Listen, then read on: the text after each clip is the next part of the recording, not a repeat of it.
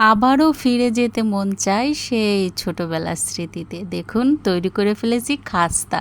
ছোটবেলায় দোকান থেকে কিনে খেতাম না সেই খাস্তা। তো আসসালামু আলাইকুম, কেমন আছেন সবাই? আজকের খাস্তাটা আমি তৈরি করব আটা দিয়ে।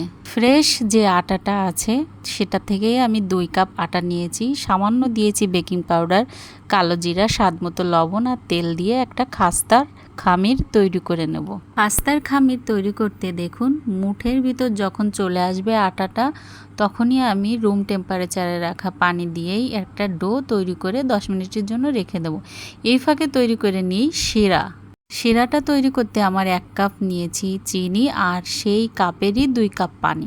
একটা এলাচ দিয়ে দিলাম ফ্লেভারের জন্য। আর দেখুন শিরাটা কিন্তু রেডিও হয়ে গেছে। 2 থেকে 3 মিনিট রাখলেই শিরা রেডি হয়ে যাবে। আর এবার তৈরি করে নেব খাস্তার ডো থেকে লেচিটাকে। তো এটাকে আমি বেশ মোটা সাইজের স্কোয়ার শেপের একটা রুটি তৈরি করে নিয়েছি। পুরুত্বটা দেখেই নিলেন কেমন পুরু হবে, আরও বেশি পুরু হলেই ভালো হয়।